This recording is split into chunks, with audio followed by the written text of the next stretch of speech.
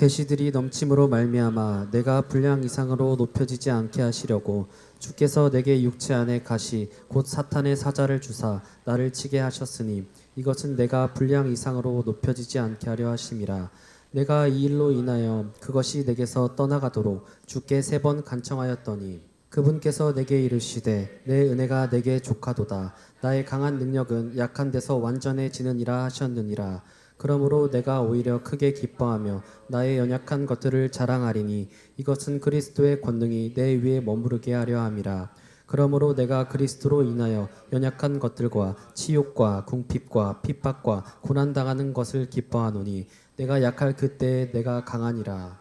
육체의 가시란 말은 바울의 연약함을 이야기하는 것이고 또 성도의 연약함을 말할 수 있습니다. 이것을 적용해 보면 저와 여러분들의 연약함을 의미하기도 하죠. 바울은 위대한 전도자로 살았습니다. 다메스크에서 예수 그리스도를 만난 이후 그는 사도로서의 기름 부음을 받고 엄청난 복음 전도자로 복음을 위해서 평생을 헌신한 분이었어요. 그런데 그러한 바울이 주님께서 사탄의 사자, 육체의 가시를 주셨다고 이렇게 말하고 있습니다. 바울이 그 가시로 인하여 심령의 엄청난 고통과 육체의 엄청난 고통을 겪었을 것이라고 생각하고 그의 삶뿐만 아니고 그분의 사역에도 엄청난 방해가 이루어졌던 것이죠. 오늘 본문에서 육체의 가시가 무엇인가? 성경학자들은 3가지의 주장을 하고 있습니다. 어떤 학자들은 눈의 안질로, 어떤 학자들은 또 간질로, 어떤 학자들은 바울이 사역을 하면서 겪는 모든 대외적인 그런 시험과 환난을 이렇게 말하고 있습니다. 육체의 가시가 무엇이든지 간에 사탄의 사자라고 하는 것이 뭐예요? 사탄의 사자라고 하는 것은 불가항력적인 에너지, 기운, 파장, 문제, 장애물이라고 하는 것이죠. 사람의 힘으로, 능력으로 해결할 수 없는 어떤 상태를, 어떤 현상을 이야기하고 있는 것이죠. 바울은 이러한 육체의 가시에 대해서 하나님께 간절히 기도하고 또 기도하고 부르짖었습니다. 그것들을 제거해 주시고 그 장애물들을 거두어 주시고 그 고통과 아픔을 거두어 달라고 바울은 수도 없이 기도했어요. 3번 주님께 간구했다라고 하는 말은 3번 기도했다라고 하는 의미가 아니고 하나님께서 바울에게 어떤 사인을 주실 때까지 그 문제를 가지고 그 주제를 가지고 필사적으로 하나님께 기도했다라고 하는 의미죠. 이러한 바울의 기도에 주님께서 어떻게 응답을 하셨습니까? 바울의 기도를 허락치 아니하셨고 바울이 고통스러워하는 그 육체의 가시에 대한 영적인 의미가 무엇인가를 바울에게 이렇게 설명을 해 주었죠. 여러분, 하나님의 말씀은 저와 여러분들의 삶의 모든 문제와 고통, 장애물, 저와 여러분들에게 있어서 불가항력적으로 직면한 모든 주제들에 대해서 하나님께서는 로드맵, 길을 찾아갈 수 있는 하나님의 지혜가, 길을 찾아갈 수 있는 하나님의 해법이 있는 줄 믿습니다. 아멘. 그래서 오늘 설교는 성도의 연약함에 대해서, 교회의 연약함에 대해서, 저와 여러분들의 삶의 장애물에 대해서 성경적인 이해가 어떤 것인가를 우리가 바로 이해하는 그런 시간이 되겠습니다. 바울은 육체의 가시에 대해서 무엇이라고 말씀하고 있습니까? 바울은 육체의 가시에 대해서 내가 약한 데서 온전해진다고 이렇게 고백을 했어요. 내게 이르시기를 내 은혜가 내게 족하도다. 이는 내 능력이 약한 데서 온전하여 짐이라 하신지라. 이러므로 도리어 크게 기뻐함으로 나의 여러 약한 것들에 대하여 자랑하리니 이는 그리스도의 능력으로 내게 머물게 하려 함이라. 저와 여러분들의 약함을 통해서 하나님의 강한 능력이 나타나신다고 하는 것이죠. 무슨 얘기냐? 예수님께서 저와 여러분들의 결핍과 문제와 장애물과 육체의 가시를 통해서 저와 여러분들의 영적 성장을 이끌어 가신다는 것이죠. 예수님께서는 완전하신 분이십니다. 완전한 하나님이십니다. 완전한 인간이십니다. 그가 완전한 복음을 이 세상에 만들어 놓으셨기 때문에 그 완전한 복음을 백성들이 완전히 취하고 완전히 누리고 백성들의 것이 되도록 주님은 저와 여러분들을 향해서 이 완전한 복음을 주시는 분인 줄 믿습니다. 예수님은 자신을 본받아서 자신과 함께 하나님의 그 완전한 질서와 생명을 누리도록 저와 여러분들을 촉구하고 있습니다. 오늘 여기서 완전하게라고 하는 이 헬라어 원어는 뭐예요, 여러분들? 텔레이오오. 이는 정화하다, 완전하게 하다, 성취하다라고 하는 의미를 가지고 있어요. 무슨 얘기냐? 우리가 연약할수록, 우리가 부족할수록, 우리가 문제가 있을수록, 삶의 결핍이 있을수록 주님을 의지하게끔 하셔서 저와 여러분들의 불완전한 삶을 하나님의 완전한 생명으로, 완전한 질서로, 완전한 은혜로, 완전한 축복으로 채운다고 하는 이 의미죠. 약할수록 예수님을 의지하고, 부족할수록 예수님을 의지하고, 문제가 많을수록 예수님을 의지한다고 하는 것이죠. 삶의 결핍과 장애물이 깊을수록 영적 변화의 동력도 깊다고 하는 거예요. 영적 동력이 깊어진다고. 수심이 깊다라고 하는 말이 뭐예요, 여러분들? 수심이 깊다라고 하는 말이 뭐예요? 잘 생각을 해보세요. 깊어질수록 물이, 인격이, 생활이, 삶이 고요해진다고 하는 의미로 이해하는 거죠. 여러분들이 문제라고 생각하는 거, 아픔이라고 생각하는 거, 결핍이라고 생각하는 거, 장애물이라고 생각하는 것 그 자체가 여러분들을 성장하게 하는 동력이라고 하는 것을 오늘 성경이 말하고 있어요. 완전하게, 텔레이오. 이 단어의 성경적인 용어를 한번 살펴보겠습니다. 누가복음 13장 32절에서 예수님께서 헤롯에게 내가 제3일에는 완전하여 지리라. 텔레이오. 완전해질 것이야. 예수님께서 말씀하십니다. 어떠한 폭력과 어떠한 핍박에도 불구하고 나는 아버지께서 내게 맡기신 일을 계속해 나갈 것이야. 계속해서 나갈 것이야. 왜냐하면 나는 3일 후에 부활할 것이야. 3일 후에 죽은 자 가운데서 다시 살아날 것이야. 이렇게 말하고 있는 거예요. 내가 제3일에는 완전하여 지리라. 텔레오. 아버지께서 내게 허락하신 이 복음을 위해서 십자가의 죽음에서 완전히 살아날 것이라고 예수님은 선포하는 것인 줄 믿습니다.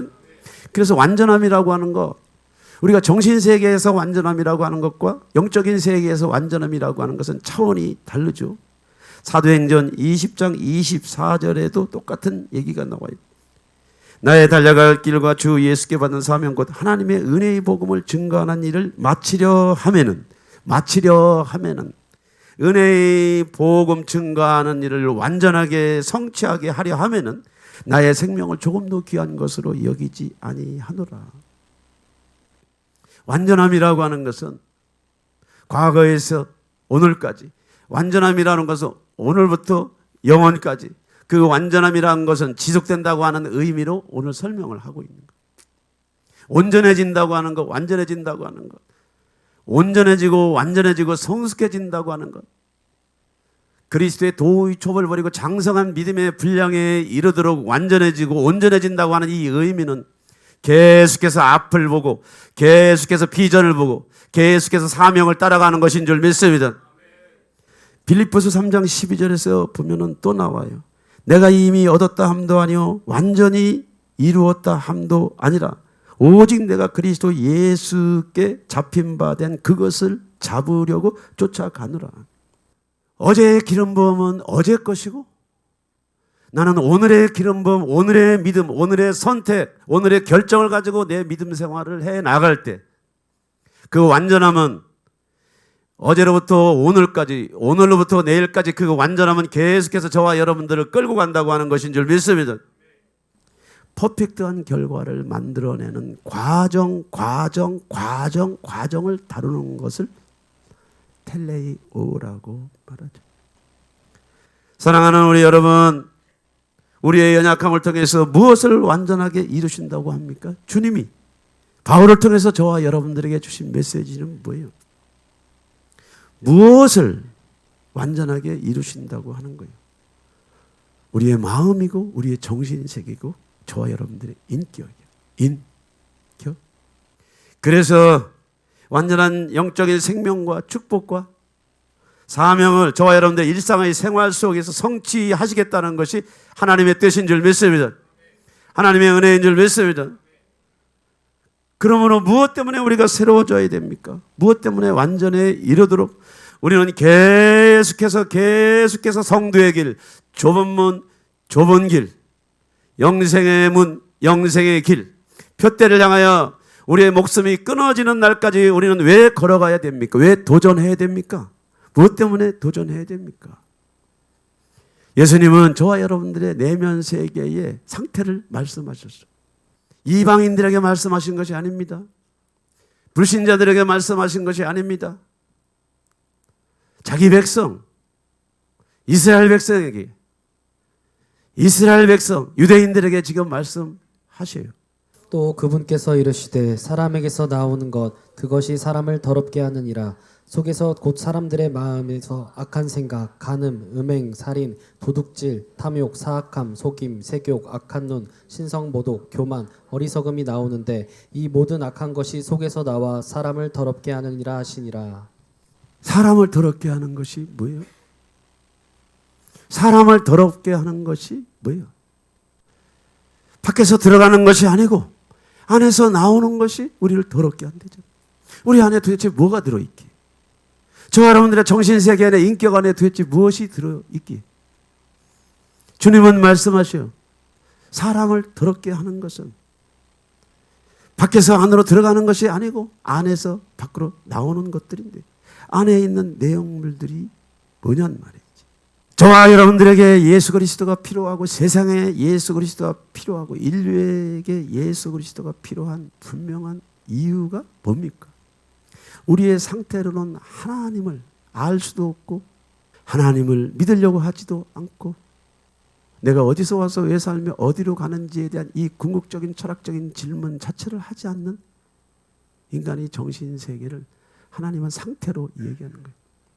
너희들이 이런 상태에서 나의 부르심을 받고 너희들이 이런 상태에서 나의 콜링을 받고 너희들이 이런 상태에서 내 양으로 나의 백성으로 선택을 받았지만은 너희의 내면 세계에 있는 너희들의 혼에 너희들의 정신세계 안에 있는 옛사람과 구습을 털어내지 아니하면은 이것들을 기경하지 아니하면 이것들을 갱신하지 아니하면은 이것들을 옥토로 바꿔놓지 아니하면은 세부대가 될 수가 없고 세부대가 돼야만이 세수를 담는데 그래서 예수님께서 시련과 환난 저와 여러분들의 육체의 가시 저와 여러분들의 고통과 이 장애물을 통해서 우리의 내면 세계 우리의 정신 세계를 바라보게 하고 하나님을 의지하게 하는 줄 믿습니다. 하나님을 의지하게 하는 줄 믿습니다. 오늘날 대한민국의 위기는 어디에 있습니까? 대한민국의 위기를 조장하는 자들은 누구입니까? 그들은 무식한 자들입니까? 가난한 자들입니까? 멸시받는 자들입니까? 없는 자들입니까? 천하고 멸시받는 자들입니까? 아닙니다. 잘나고 똑똑한 사람들이 많이 배우고 가지고 기득권을 붙잡고 있는 자들. 그런데 왜 국민을 국가를 괴롭게 하고 국민과 국가에게 큰 고통을 줍니까? 뭐 때문에 그래요? 뭐 때문에 그래요? 어렵지 않습니다. 우리가 어떠한 신분의 상태에 놓여 있을지라도 우리의 내면 세계 인격 안에 있는 이 영적인 DNA를 걷어내고 이 영적인 DNA의 템프테이션, 미혹을 우리가 극복하고 싸우지 않으면요. 많이 갖고 많이 누리고 많은 헤게모니를 가지면 가질수록 이러한 것들이 밖으로 나와서 국민을 괴롭히고 백성을 괴롭히는 거죠. 교회는 어떻습니까, 여러분들? 교회도 마찬가지입니다. 기독교인이라고 하는 이 자체만 가지고 교인이라고 하는 이 자체만 가지고 신령한 것이 아니에요. 예배당에 앉아서 예배 드린다고 신령한 것이 아니고 저와 여러분들의 열심과 노력 자체가 신령한 것이 아니고 우리의 마음밭에 저와 여러분들의 정신세계 안에 인격 안에 생활 스타일 안에 예수님께서 말씀하시는 이런 어둠들과 불법과 죄를 기경하고 또 기경하고 진리의 옷을 입어야 될 줄 믿습니다. 육체의 가시, 사탄의 사자가 준 육체의 가시, 불가항력적인 장애물을 만났을 때, 자신의 한계를 느꼈을 때, 자신의 연약함을 느꼈을 때, 부여와 성공과 생존을 위하여 비굴한 자신의 모습을 보았을 때 우리가 하나님 앞에 엎드리는 줄 믿습니다. 하나님 앞에 나오는 줄 믿습니다. 하나님 앞에 머리 숙이는 줄 믿습니다. 그렇죠. 그러므로 완전함이란 뭐예요? 완전함이란 우리가 약한 데서 하나님의 능력이 나타나시고, 우리가 약한 데서 하나님의 능력으로 인하여 그 능력이 저와 여러분들을 온전케 하고 완전케 한다고 하는 의미가 뭐예요? 우리가 일상의 생활 속에서 아침과 점심과 저녁의 끼니를 저와 여러분들의 육체에 제공하듯이, 육체의 안식을 위해서 깊은 수면을 취하듯이 저와 여러분들의 인격에는, 저와 여러분들 정신세계에는 이런 토양을 기경하고 이런 토양을 바꾸고 이런 토양을 새롭게 하기 위해서 우리는 하나님의 말씀을 다가가야 되는 줄 믿습니다.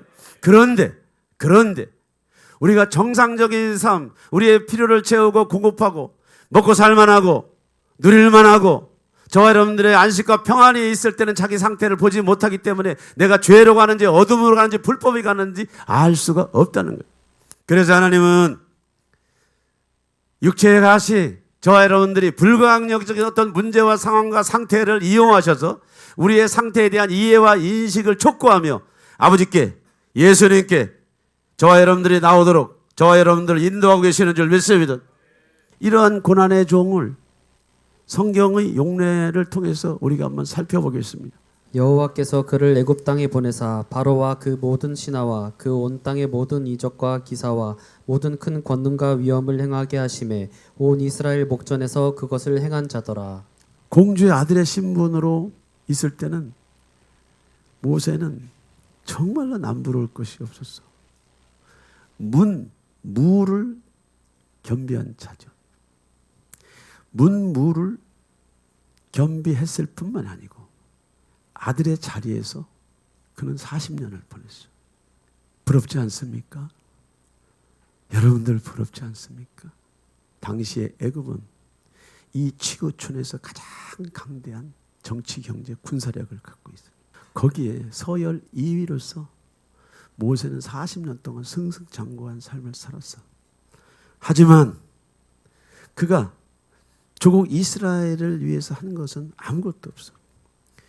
자기 동족을 헤아리는 애굽 사람을 쳐 죽이고 도망자가 되어버린 거죠. 그리고 40년 동안 광야 목동으로서 무기력한 삶을 살아가게 되죠. 하나님께서 모세에게 무엇을 주셨습니까? 무엇을 모세에게 주셨습니까? 왜 모세에게 광야라고 하는 이 엄청난 시험과 시련의 장으로 인도했습니까? 하나님께서는 모세에게 그의 연약함을 볼 수 있는 장소로, 그의 연약함을 볼 수 있는 시간대로 모세를 끌고 간 거죠. 무엇 때문에?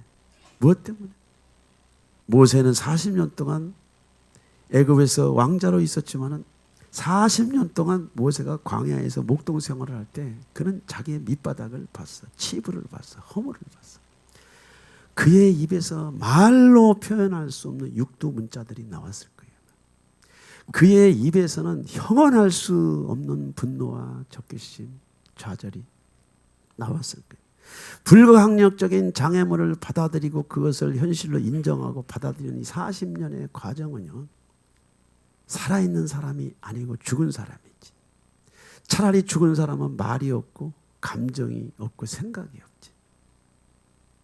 살아있는 인격체가요, 살아온 날보다 40년의 생활 동안 자기가 살아온 날들을 털어낸다고 하는 것은 결코 쉬운 일이 아니에요. 그러나 무엇 때문에 하나님께서 모세에게 이 연약함의 옷을 입혔습니까?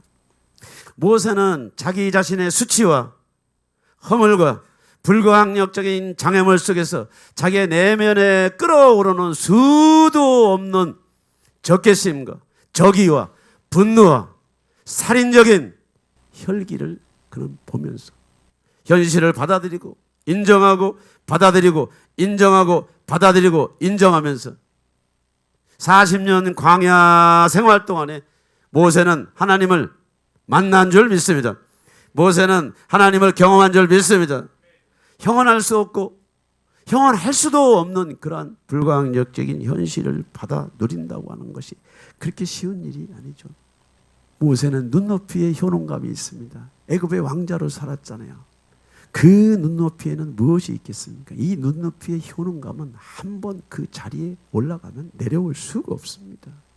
익숙한 공명심, 익숙한 의분, 익숙한 유익들, 그것들이 머리끝부터 발끝까지 절어 있는데 그거를 무슨 수로 내려놓습니까? 오늘 성경이 분명히 말하고 있어. 바로 밑에서 왕자로 있던 40년의 모세를 하나님의 사람으로 바꾸는 그 과정에서 하나님은 모세가 누리는 그 눈높이의 효능감과 공명심, 그 익숙한 유익들을 털어내는데 40년이라고 하는 이 광야에 40년이라고 하는 이 광야 생활 속에서 연약함의 옷을 입히고 그는 자기 자신의 한계를 보게 하고 한계를 경험하게 하며 아무것도 아니네, 아무것도 아니야, 아무것도 아니야, 아무것도 아니야, 문무라고 하는 것이 아무것도 아니야, 생존에 필요한 상황이나 환경이나 결핍 앞에서는 문무라고 하는 것이 아무것도 아니네, 아무것도 아니네 라고 하는 것을 깨닫게 되면서 하나님이 원하시고 수준, 하나님이 생각하시는 만큼 낮은 자리, 더 낮은 자리, 연약한 자리, 더 연약한 자리로 내려간 줄 믿습니다. 그렇죠. 여러분들 눈높이는 어떤 눈높이를 가지고 있습니까? 어떤 눈높이를 가지고 있습니까? 크리스찬이라고 하는 예수장이라고 하는 눈높이를 가지고 계십니까? 이스라엘은 선민의식을 가지고 있었어. 유대인 중에 유대인이요. 유대인 중에 유대인이요. 율법에 능한 자요. 여러분들 이러한 선민의식과 이러한 선민의 효능감은 하나님아버지로부터 온 것이 아니고 절대자이신 예수님으로부터 온 것이 아니고 천상의 세계에서 온 것이 아니고 에덴 동산에서 아담과 하와를 템프테이션 미혹해서 잡아들였던 그 사단의 스피릿이라고 하는 것을 여러분들이 알 때까지, 여러분들이 깨달을 때까지 어쩌면 여러분들의 삶 속에 육체의 가시는 떠날 수가 없어. 육체의 가시가 떠나는 순간 여러분들은 돌아올 수 없는 강을 건너기 때문에 끝없이 이런 모양 저런 모양 하나님께서 저와 여러분들에게 연약함을 입혔다고 하는 것은 그런 환경을 하나님께서 섭리하셔서 저와 여러분들이 자고하지 아니하도록 저와 여러분들이 효능감에 쌓이지 않도록 자기 공명심에 쌓이지 않도록 저와 여러분들을 끌고 가시는 줄 믿습니다. 요셉은 어떻습니까? 요셉은 애굽에서 그 발이 착고에 상하고 온몸이 쇠사슬에 매인 바 되었지만 여호와의 말씀에 응할 때까지 그 말씀이 저를 단련하였도다. 형들에 의해서 노예에게 팔려갔고 애굽에 가서 보디발의 아내의 중상 모략을 통해서 감옥살이를 하게 됩니다. 감옥살이를 하게 됩니다. 그러나 성경은 요셉의 그 불행한 삶을 성경 저자는 뭐라고 기록하고 있냐면 요셉의 생활과 삶 속에 수도 없는 육체의 가시, 생활의 가시, 삶의 가시, 멍해를 성경은 그가 형통한 삶을 살고 있다라고 이렇게 고백을 하고 있어요. 여호와의 말씀이 요셉에게 응한다고 하는 것이 뭐예요, 여러분들? 여호와의 말씀이 요셉에게 완전하게 하나님의 완전한 질서와 완전한 성품과 완전한 인격이 배일 때까지 하나님의 끝없이 요셉의 육체의 가시를 통해서 억울함을 통해서 그의 억울함을 통해서 그의 고통을 통해서 요셉을 만들어간다고 성경은 말하고 있는 줄 믿습니다. 그렇죠. 도대체 말씀이 저를 연단하였다. 여호와의 말씀이 응할 때까지라 그 말씀이 저를 연단하였다. 무엇을 연단합니까? 무엇을 연단해? 요셉이 겪은 이 모든 일련의 시간들은 정말 불가항력적인 거예요. 불가항력적. 자기의 선택과 의지 결정은 아무 소용이 없어. 타인에 의해서, 누군가에 의해서 자신의 인생이 미로로 계속 빠져나갔지만 불가항력적인 육체의 가시가 요셉을 끌고 다녔지만 하나님은 그런 요셉의 생활과 환경을 주도하시고 주관하시면서 요셉의 무엇을 단련하시려고 하셨습니까? 오늘 예수님께서 마가복음 7장에서 말씀하신 것처럼 요셉 안에 있는 악한 생각, 음란, 도덕질을 사는 간음, 악독, 기회가 있으면 치고 나올 수 있는 이 불행한, 이 불의한 어둠들을 고난을 통해서, 시련을 통해서, 육체의 가시를 통해서 하나님께서 마음을 기경하신 줄 믿습니다. 저는 여러분들에게 묻고 싶어요. 여러분들은 여러분들의 상태에 대해서 알고 계십니까? 좋은 얘기만 하지 마시고 여러분들을 비하하려고 이런 말씀 드리는 것이 아닙니다. 여러분들을 움츠리게 하려고 이 말씀을 드리는 것이 아닙니다. 너와 나 사이는 잘날 수 있어. 너와 나 사이는 내가 똑똑하고 너와 나 사이는 내가 우위일 수 있고 너와 나 사이는 내가 좀 더 열심히 살고 좀 더 착하게 살 수가 있어. 지금 그런 얘기를 하는 것이 아니고 하나님 앞에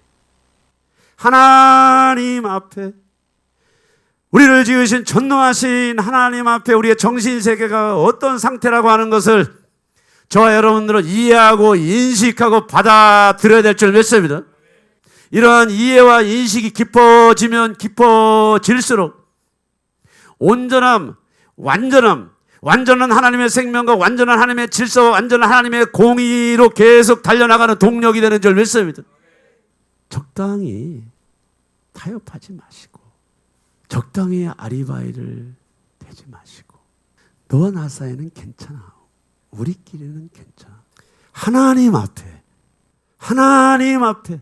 내 상태에 대한 이해와 인식과 각성을 통해서 하나님의 완전함이 하나님의 완전한 생명과 하나님의 완전한 뜻과 계획과 질서가 나의 정신세계를 새롭게 할 수 있는 동력인데 뭐예요 여러분들? 내가 이해하고 인식하고 나 상태를 받아들여야 하나님 것이 저와 여러분들에게 들어오는 줄 믿습니다. 그래야 들어와. 우리가 많은 날 보라 내가 너를 연단하였어. 연단. 은처럼 하지 아니하고 너를 고난의 풀무에서 택했대. 고난의 풀무에서. 내가 어떻게 가고 있는지를 모르니까 고난이 뭔지도 몰라. 죄악 중에 있고 어둠 중에 있고 불법 중에 있고 불신앙을 밥처럼 먹고 살아도 내가 지금 어느 장소에 있는지를 모른다면 하나님께서 그에게 고난의 의미를 줄 수가 있겠습니까? 하나님은 겉으로 완전한 사람을 찾지 않으셔. 없어요 그런 분은. 아무도 없어 예수님 말고는. 하나님은 저와 여러분들을 육체의 가시, 불가항력적인 변하지 않는, 변화하려고 하지 않는, 변화하려고 해도 되지 않는 생활이나 환경이나 인격의 이 장애물들 통해서 저와 여러분들의 연약함, 저와 여러분들의 허물, 저와 여러분들의 불완전을 저와 여러분들이 깨달도록 축복하고 계시는 줄 믿습니다. 그래서 이 의식이 깊어지면 깊어질수록 우리의 마음은 인간이 지닐 수 있는 그 분수를 알고 분수를 넘어가려고 하지 않고 하나님의 질서가 무엇인지 하나님의 뜻이 무엇인지 나를 향한 하나님의 계획이 무엇인지를 그때부터 연구하고 그때부터 두드리는 줄 믿습니다. 마음과 인격을 연단하지 아니하고는 열매를 맺을 수가 없지. 포도나무에 붙어 있어야 포도가 열리는 줄 믿습니다. 찔레나무에 붙어 있으면 찔레꽃이 나오죠. 내가 찔레꽃의 열매를 먹고 있는지 포도나무의 열매를 먹고 있는지 여러분들이 어떻게 알아? 어떻게 아냐고. 어떻게 하냐고. 어떻게 하라. 고난이, 실패가, 시련이, 환난이 여러분들이 한계를 느꼈을 때, 여러분들이 무기력을 느꼈을 때 하나님은 그것들을 사용하셔서 여러분들의 시선을 하나님 편으로 이끌고 가는 줄 믿습니다. 여러분들의 시선을 주님 편으로 이끌고 가는 줄 믿습니다. 우리는 교만해질 수 있는 사람이 아니고 내용물 자체가 교만이야. 이 필터를 여러분들이 작동하지 않으면 그냥 나오는 거예요. 그냥 쏟아내. 그냥 주변을 염색을 해. 어떤 사람은 하나님께서 깊은 고난과 육체의 가시와 문제와 상황을 활짝 열어서 그 삶 속에 개입을 시키죠. 지혜로운 사람은 그 육체의 가시와 고난과 문제를 하나님의 뜻대로 근심을 한다고 했어요. 하나님의 뜻대로 근심을 하게 되면 그 근심을 통해서, 문제를 통해서, 장애물을 통해서 내가 하나님을 만나게 되는 동기와 동력으로 이것들을 쓰는데, 어리석은 자들은 그 문제와 고통과 장애물과 사탄의 가시로 인해서 근심하다가 무너져 버려. 하나님은 누구도 무너지는 것을 원치 않고, 하나님은 누구도 사탄의 밥이 되는 것을 기뻐하지 않으셔. 오늘 사랑하는 우리 성도 여러분들, 우리는 교만하고 이기적이고 자기중심적인 성향의 죄성을 갖고 있다고 하는 것을 인정을 하면서 여러분이 통제할 수 없고 통제되지 않는 어떤 장애물이나 문제나 상황이나 환경들에 대해서 그것들을 이해하고 인식하고 분석하는 방식에 대해서 하나님이 이 일들을 허락하셨기 때문에, 하나님이 이 일들에 대한 회복을 지연시키고 계시기 때문에 내가 이 일들에 대한 영적인 통찰과 접근 방식을 새롭게 한다고 하는 것을 여러분들이 깊이 깨달아내시기를 축원합니다. 그렇죠. 제가 크리스찬 치유 연구 영성원에 광야 10년 차에 거기를 갔어요. 그러니까 나이 40에 모든 인생의 전환점이 와서 제 건강 문제로 치유와 회복을 위해서 두드리면서 10년 동안 몸부림쳤는데 여전히 미해결된 주제와 과제로 인하여 내 정신세계는 계속 엎치락뒤치락 하였어요. 그러다가 박민주 전사님 소개로 크리스찬 치유 연구 영성원에 들어가서 훈련을 받으면서 엉겹결에 이제 원장님의 권유로 사역과 강의를 하게 됐어요.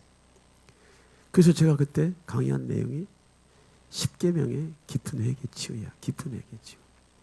원장님이 깊은 회개 치유 10계명을 가지고 깊은 회개 치유 방을 개설을 해라. 그래서 2박 3일 동안 10계명만 가지고 깊은 회개 치유 방을 개설했는데, 이것을 개설하려고 하면 내가 계명에 대해서 연구를 하고 문헌들을 찾아보고 또 기도로서 이 강의안을 만들어야 되잖아요. 그런데 이 10계명이라고 하는 이 계명 앞에 이것들을 내가 강의안으로 만들어가는 과정에서 내 마음이 계속 부대끼는 거예요. 저는 심리학자고 상담학자니까 내 마음에서 올라오는 이 부대낌과 저항이 도대체 뭘까? 상담 심리학에서는 내가 내 의식세계 안에서 올라오는 저항이나 반감은요, 그 사람의 어떤 주제에 대한 이슈가 있다. 계속 반감과 저항이 올라와. 무엇이 나를 불편하게 하는 거지? 무엇 때문에 이 10계명이 나를 불편하게 하는 거야? 그러면서 이게, 아니, 목사가 이거 10계명을 놓고 연구를 하는데 이것이 자꾸 불편하게 와닿는 것이 뭐예요? 내가 하나님의 종인가? 목사인가? 영적인 감각에 무슨 문제가 있는가? 나는 그동안 내가 경험한 그 치유와 회개의 진정성에 대해서 깊이 고민을 해봤어. 아주 고민했어. 이것은 제가 사역하기 전에 한 3개월 동안 이 10계명에 의한 깊은 회개 치유라고 하는 이 주제를 가지고 2박 3일 동안 강의안을 만들어가는 과정에서 제가 하나님과 몸부림쳤던 시간이야. 야, 너 10년 동안 치유받고 나름대로 할 거 다 하고 공부도 하고 지금 공부도 하고 있는데 뭐지? 하나님 앞에 많이 울어도 내고 토설도 많이 하고 울부짖기도 하고 많은 금식이 있었는데 뭐요? 많은 눈물은 흘렸는데 많은 토설이 있었는데 나는 그것을 치유와 회개의 삶이라고 그냥 붙여왔는데 그 눈물과 고백의 신앙적 행위가 사실은 십자가의 중심성이 아니고 십자가의 중심성이 아니고 십자가의 중심성, 나의 결핍에 대한 보상 심리에 의해서 나의 결핍에 대한 보상 심리에 의해서 하나님을 자극한 토설과 회개였단 말이에요. 자기 중심성. 이런 사실들이 깨달아지면서 저는 제가 50평생을 살면서 25년의 신앙생활을 하면서 내가 가지고 있는 이 신앙의 허울이 얼마나 지금 문제가 있는가. 제가 여러분들에게 말은 이렇게 하지만 심각했습니다. 나는 내 인생의 존재 자체가 신앙으로서 계속 길을 걸어왔기 때문에 내가 믿고 의지하는 이 신앙의 정체성이 무너지게 되면 나는 죽은 사람이랑 마찬가지. 그래서 내가 그동안 해왔던 치유와 회개의 그 눈물과 토설과 땀이 십자가 중심성이었나 자기 중심성이었나를 알아본 거죠. 수도 없이 말씀을 읽고 읊조리고 고백하고 자아를 십자가에 못 박는 훈련을 했고 맨 책을 통해서 정신세계 안에 이러고 저러고 담을 쌌어. 그리고 자기를 부인하기 위해서 많은 몸부림친 것 같던데 그런데 무엇이 문제였나? 무엇이 문제였나?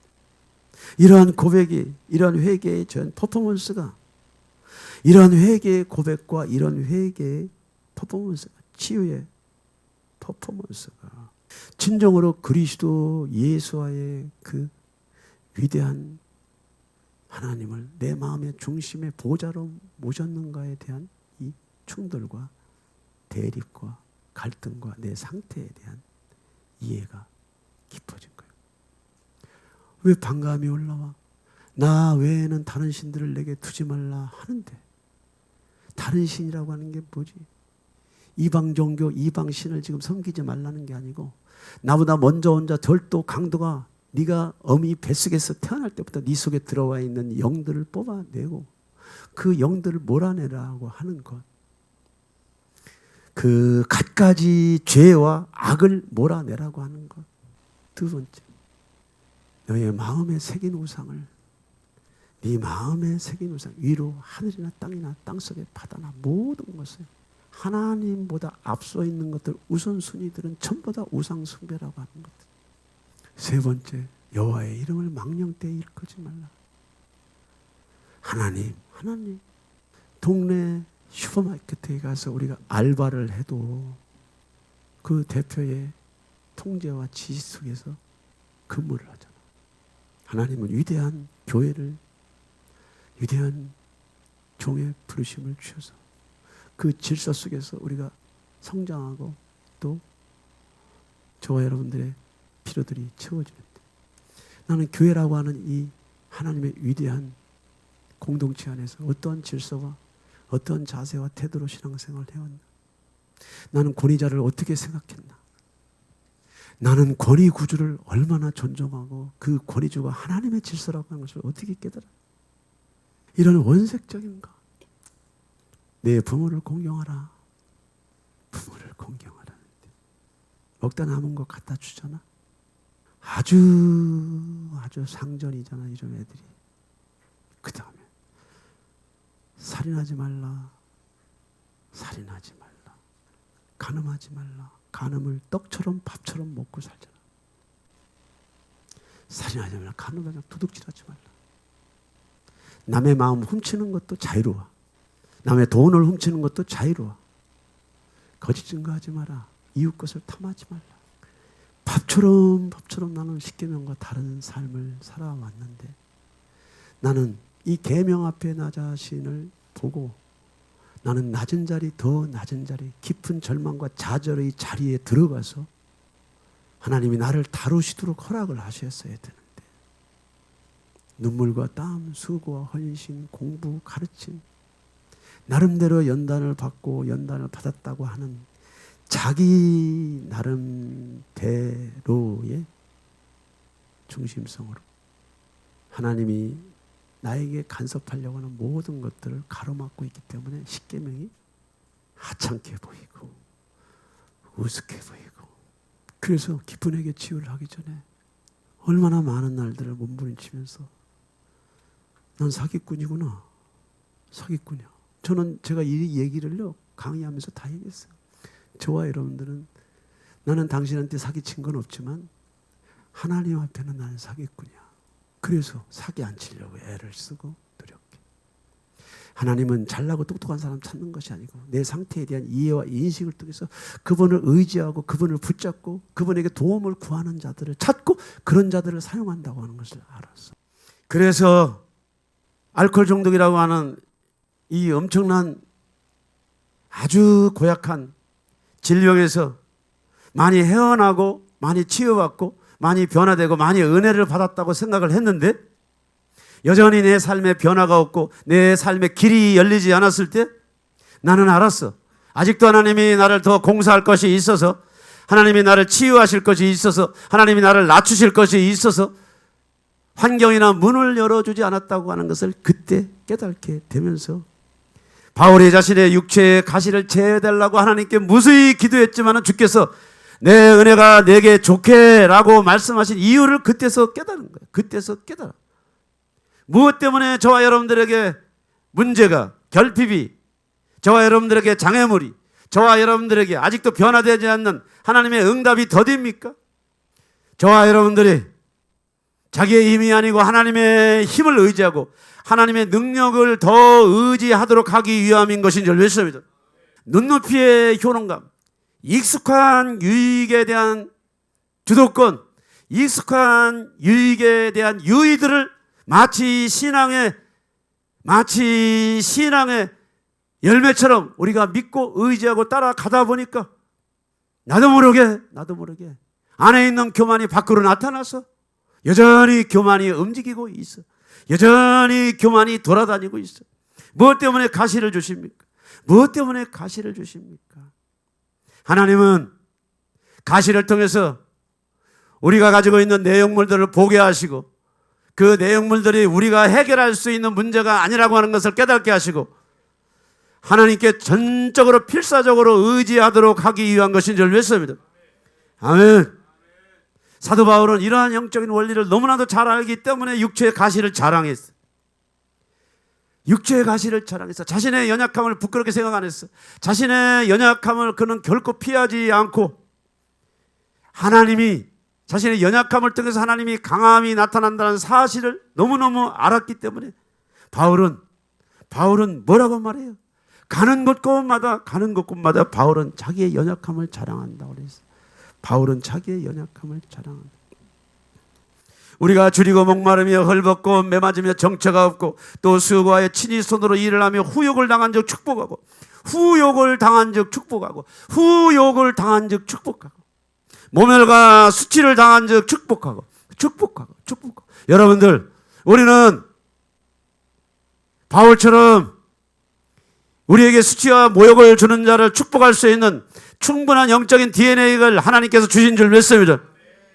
비방을 당한 즉 권면할 수 있는 충분한 영적인 자원이 우리 안에 들어와 있는 줄 믿습니다. 만물의 찌꺼기가 된 것 같은 물질 세계의 위치이지만은 바울은 절대로 그 일들에 대해서 좌절하거나 낙심하거나 실망하지 않았어. 왜냐하면 바울의 심령성전 안에는 이 물질 세계를 지으신 전능하신 하나님의 생명이 들어와 있고 그 생명 속에 하나님의 지혜가 들어와 있고 그 생명 속에 하나님의 성품과 하나님만이 누릴 수 있는 의와 평강과 안식이 들어와 있는 줄 믿습니다. 아멘. 우리는 우리 자신을 돌아봐야 돼. 예수쟁이는 삼박자 축복의 원리가 틀리다고 하는 것은 아니지만 삼박자 축복의 원리가 예수쟁이의 전부는 아니죠, 여러분. 그것은 포도나무에 포도가 열린다라고 하는 그 열매를 말하는 거지. 포도나무가 어떻게 해서 뿌리를 내리고 어떤 양분을 빨아들이는지에 대해서 그 수고와 땀, 그 대가지불에 대해서 우리가 그것을 놓치게 되면 신앙생활을 아주 우스꽝스럽게, 저와 여러분들의 삶 속에 아직까지 아직까지 해결되지 아니한 정서적인 문제, 영적인 문제, 육체적인 문제, 재정 문제, 관계 문제, 모든 문제들을 통해서 여러분들은 그렇게 막연하게 만약에 그 고통을 밥처럼 먹지 마시고, 여러분들의 불편함을 밥처럼 먹지 마시고, 여러분들의 안식과 평강이 아니고 불안과 두려움과 불면증을 밥처럼 먹지 마시고, 그때마다 우리는 주님께 이것들을 가지고 나가야 될 줄 믿습니다. 그때마다 주님 앞에 엎드려야 될 줄 믿습니다. 그때마다 여러분들이 여러분들의 연약함과 한계를 고백하고 하나님께 울부짖어야 될 줄 믿습니다. 바울은 계속해서 고백해. 뭐라고 고백합니까? 나는 날마다 죽노라. 내가 내 몸을 쳐 복종하게 함은 날마다 바울은 죽는데, 바울은 날마다 죽는데, 날마다 죽어. 겉보기에는 죽는 것 같은데 바울은 속사람으로는 매일매일 승리하는 줄 믿습니다. 겉으로는 바울이 실패하는 것 같은데 그는 영적으로 매일매일 승리하는 줄 믿습니다. 날마다 죽고 날마다 저 복종시키는데 무슨 좋은 일이 있겠어? 무슨 아름다운 일이 있겠냐고 여러분들. 그런데 뭐예요? 유독으로 하는 청년이 창에 걸터 앉아 바울의 강론을 듣다가 쓰러져 죽었어. 그런데 사람들이 혼비백산 아수라장이 됐죠. 바울이 내려가서 그 위에 엎드려 그 몸을 안고 말하되 떠들지 마. 생명이, 예수 안에 있는 생명이, 아버지 안에 있는 조회가, 예수 안에 있는 조회가 오늘 이 유디고에게 있기 때문에 유디고가 살아난 줄 믿습니다. 유디고가 일어난 줄 믿습니다. 유디고가 회복되는 줄 믿습니다. 죽은 자를 살리시고 상한 자를 고치시고 완전한 상급을 위해서 저와 여러분들을 끌고 가시는 이 하나님의 완전함, 이 완전함은 하나님이 저와 여러분들에게 주신 선물인 줄 믿습니다. 바울은 신령한 사람이에요. 그러한 고난과 시련과 환난 속에서도 바울의 삶 속에는 언제든지 신령한 것, 다른 사람이 경험하고 다른 사람이 맛볼 수 없는 영적인 세계를 그는 넘나들고 있어. 내가 몸 안에 있었는지 몸 밖에 있었는지 몰라. 천상의 세계의 맛을 본 사람이 지상 세계에 와서 무엇을 느끼겠습니까? 무엇을 느끼겠냐고. 천상에 계신 하나님의 나라의 그 질서와 하나님의 영광을 본 자들이 물질 세계에 와서 물질 세계 속에 살아가는 모든 사람들을 볼 때 무슨 생각이 들겠냐고 여러분들. 기가 막히지. 좀비들이 걸어다니는 거야. 사람은 좀비가 아닌데, 사람은 하나님의 형상으로 지음받은 아주 존귀한 자들인데 그들의 정신세계의 죄악과 사탄이 그릭을 해서 완전히 좀비로 세상을 만들어. 그런데 바울은 그러한 시련과 환난과 사탄의 사자, 불가항력적인 육체의 가시와 불가항력적인 육체의 질병과 불가항력적인 사역의 수도 없는 장애물이 깊어지면 깊어질수록 신령한 문들이 열리고 신령한 세계가 열리고 신령한 경험을 한 줄 믿습니다. 그래서 바울이 날마다 죽고 바울이 날마다 자기를 쳐 복종하는 것은 무엇 때문입니까? 바울처럼 똑똑하고 바울처럼 잘났고 바울처럼 훈련되어 있고 바울처럼 예수님을 직접 만나고 바울처럼 예수님에게 직접 명령을 받는 자가 무엇 때문에 자기를 쳐서 복종합니까? 우리 안에는 죄성이 있기 때문에 그 죄성을 걷어내고 상처를 걷어낸다 하더라도 죄성 자체는 있기 때문에 눈높이의 효능감, 눈높이의 공명식, 눈높이의 자기 이익에 취해 있는 저와 여러분들의 체질을 바울은 스스로 날마다 그것들을 대적한 줄 믿습니다. 그것들을 밀어낸 줄 믿습니다. 우리도 그렇습니다. 저와 여러분들도 그렇습니다. 하나님, 도대체 왜 내 생활과 내 삶 속에서 이렇게 끊이지 않는 문제와 상황이 있습니까? 왜 문이 열리지 않습니까? 왜 환경이 열리지 않습니까? 왜 하나님 내 생활과 내 삶 속에 이렇게 풀어내야 될 숙제들이 많습니까? 주님 말씀하시죠. 바울에게 얘기해도, 야, 지금 네 현실 세계에 살아가는 네 모습이 은혜야. 네 현실이 은혜라고. 네 현실의 은혜 속에서 네가 결핍을 느끼는 만큼, 네가 고통을 느끼는 만큼, 아픔을 느끼는 만큼, 문제로 인하여 네가 한숨을 지는 만큼 그러한 모든 동력을 하나님께로 나오는 동력으로 쓰라고 하는 주님의 영적인 의미가 있는 줄 믿습니다. 주님의 영적인 권면이 있는 줄 믿습니다. 예수님이 여러분들에게 말씀하십니다. 바울에게 말한 것처럼 내 은혜가 내게 족하다고. 좋게. 네가 그 정도 수준에서 살아가는 거 좋게. 너는 네 환경을 변화시키려고 하지 말고 먼저 네 마음의 중심 안에 있는 그런 자고함, 네 스스로 네 인생을 주도권으로 살아가는 그 모든 것들을 네가 깨닫고 자고하는 마음을 꺾고 효능감을 꺾고 여러분들에게 익숙한 유익함들을 십자가에 못 박고 여러분들이 할 수 없는 그 가시를 수용하고 받아들이면서 변화되지 않는 어떤 사람에게 고통을 느끼고 변화되지 않는 사회에 대해 고통을 느끼는 것보다 이 고통을 통해서 하나님이 행하실 일들을 여러분들이 깨닫게 하시는 줄 믿습니다. 이 어려운 현실 세계를 통해서 여러분들이 하나님 앞에 어떤 신앙생활을 해야 되는지 하나님은 그것들을 저와 여러분들이 붙잡기를 원하는 줄 믿습니다. 그렇죠. 그러므로 사랑하는 성도 여러분, 우리는 육체의 가시 앞에 앞으로 어떻게 해야 되겠습니까? 우리는 육체의 가시 앞에 어떻게 해야 되겠어요? 우리가 사방으로 우겨쌈을 당하여도 쌓이지 아니하며 답답한 일을 당하여도 낙심하지 아니하며 핍박을 받아도 버림받지 아니하며 거꾸러뜨림을 당하여도 망하지 아니하고 우리가 항상 예수 죽인 것을 몸에 짊어짐은 예수의 생명도 우리 몸에 나타나게 하려 함이라.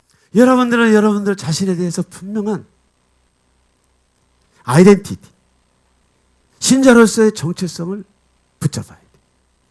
주는 그리스도시요 살아계신 하나님의 아들인 줄 믿습니다. 그것이 하나님 나의 고백인 줄 믿습니다. 그것이 나의 선택인 줄 믿습니다. 그것이 나의 길인 줄 믿습니다. 그것이 나의 삶의 목표인 줄 믿습니다. 그러므로 예수쟁이에게 사방으로 우겨싸임을 당하여도 쌓이지 않는다고 하는 것은 무엇이냐? 환경이 여러분들, 질병이 여러분들, 재정이 여러분들, 관계가 여러분들을 괴롭힐지라도 예수 안에서 그 환경을 통해서 여러분들을 깨닫게 하시는 그 하나님의 섭리를 붙잡아야 될 줄 믿습니다. 핍박을 받아도 버림받지 아니하며 거꾸로뜨림을 당하여도 망하지 않게 하시는 하나님을 여러분들이 붙잡아야 될 줄 믿습니다.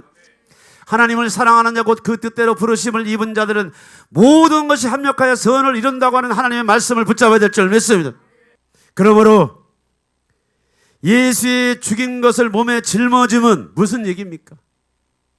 너나 나나 할 것 없이 예수를 죽인 자지만 저와 여러분들은 주님의 부르심으로 인하여 선택받은 하나님의 자녀로서 내가 예수를 죽였지만은 예수님은 이것을 원수로 갚지 아니하고 예수의 생명으로 저와 여러분들을 바꾼 줄 믿습니다.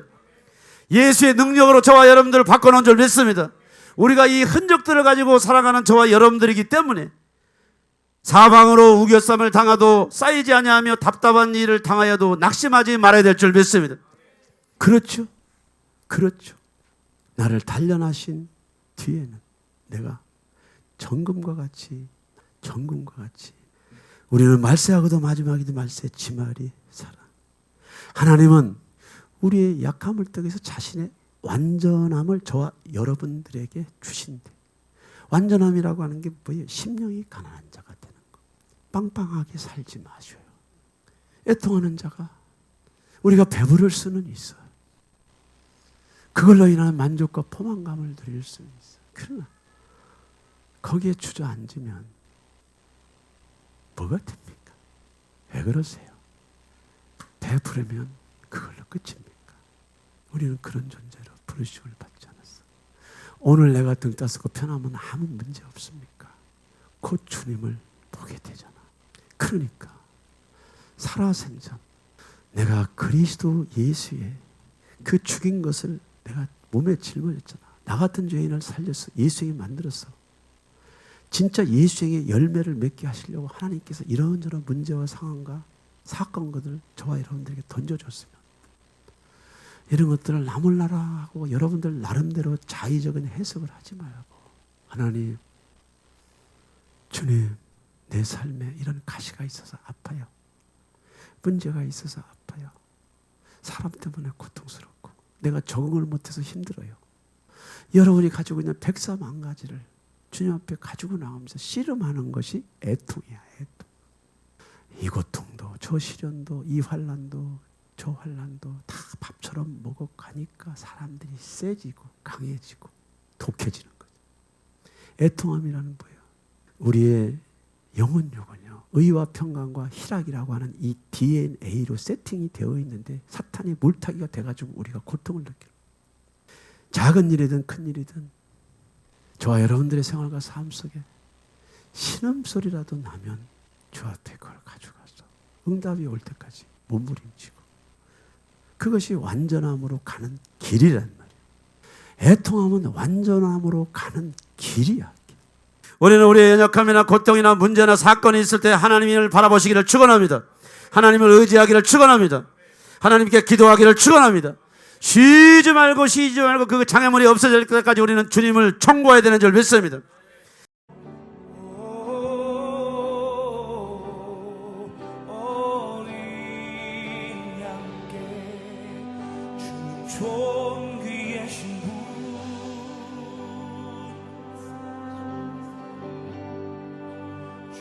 존귀하신 분,